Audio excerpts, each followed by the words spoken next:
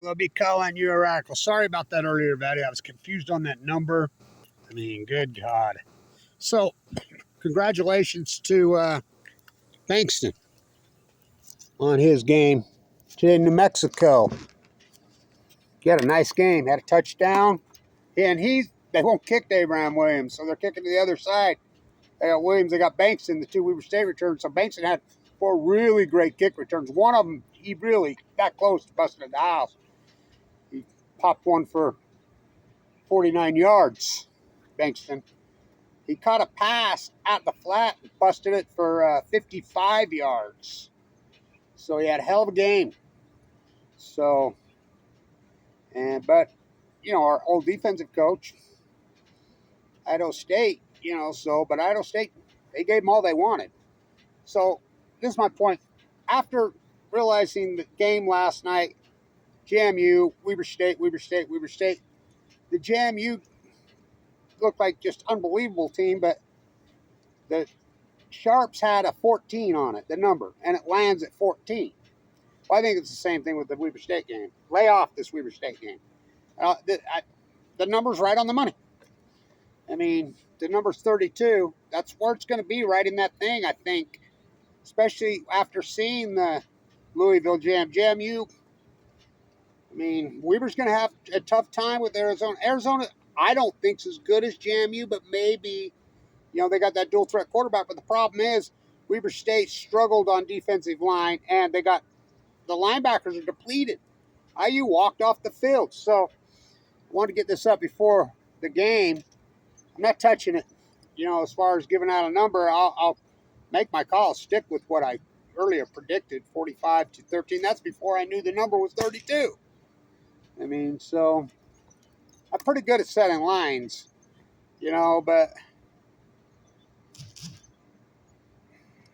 look, it's going to be the same scenario. They are going to stack the box, and they're not going to let Godley beat. I mean, Weber has a very good offensive line, great running backs. The question, quarterback, big time. By the way, congratulations to our old quarterback here, Bronson. I haven't seen what he did yet today, but, I mean, he smoked Idaho State. I wish he'd never left. Such a great quarterback, but Bankston had a hell of a game. So did Abe Williams. Abe Williams is getting to be an outstanding corner. But these numbers, I saw a freelance number on the Cal Poly Utah game was 69. Whoops, I think Utah beat them by, come on, Cal Poly's the worst team in the Big Sky was. Last I checked, Northern Colorado was beating Colorado, though, State. Oh. So, anyway, that's what I'm sticking with. Jackson, will he be better? I don't know. He's got a great long ball and he's accurate, but his mid-flat, and he's not a running guy. I don't know why they don't play him. It's mind-boggling. Mickey Mantle's personnel choices over the last 2 years have been a disaster.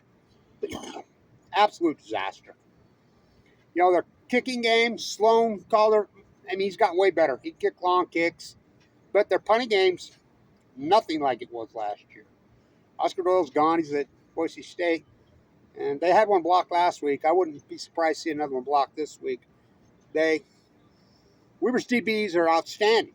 But, when he's got to be the Angel King's the leading tackler on the field at DB, well, what does that tell you? It's going to be the same playbook. They didn't punt last week. JMU did not punt. Now, granted, they faked one and they stopped him. The only points Weber State got was on a fumble on 19 and that beautiful pass that he threw to Noah. Maybe Noah or Bert Butler, maybe Bert can bust one. But I think Weber's going to have a tough time scoring. I don't know.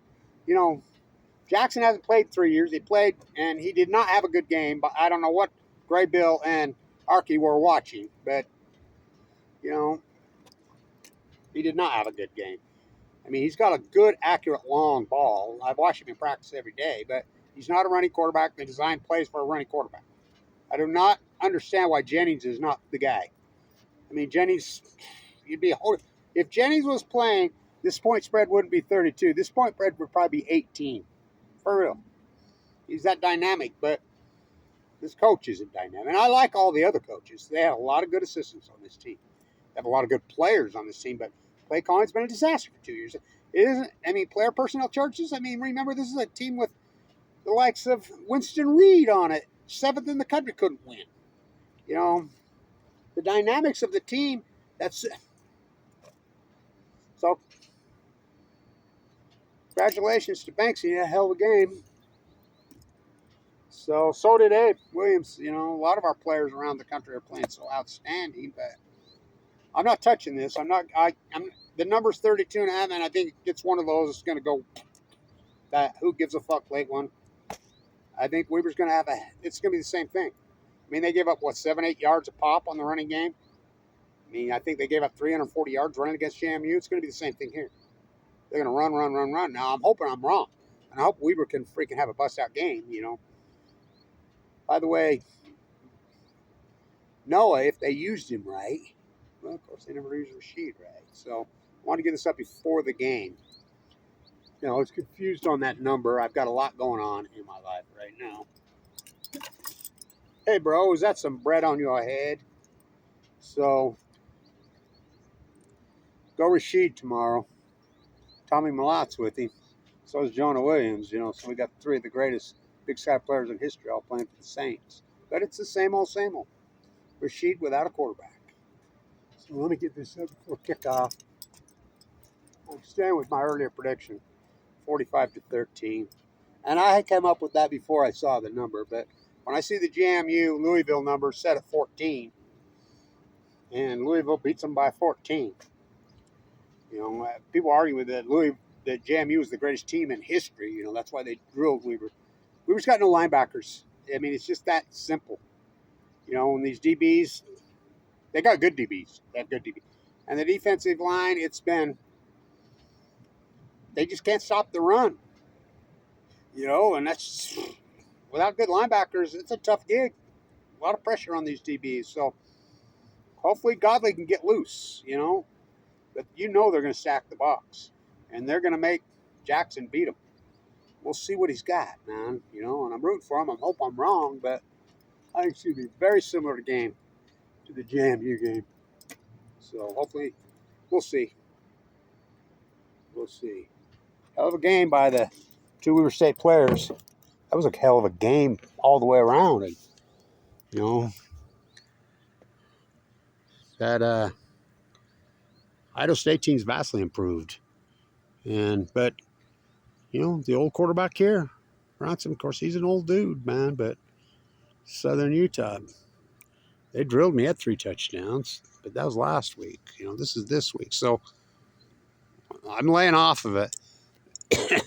My guess is the number's going to come right in on the line. Those, you know how those games are. I mean, they can go either way. You flip a coin, you know. Go play roulette. So, stand tuned. I think it's going to be a struggle for Weber. You know, and the play calling, oh, God, the last 2 years, don't even get me going. You know, and they have athletes, but that doesn't matter. I mean, it doesn't matter. I mean, we've seen that for 2 years in a row. Stand tuned.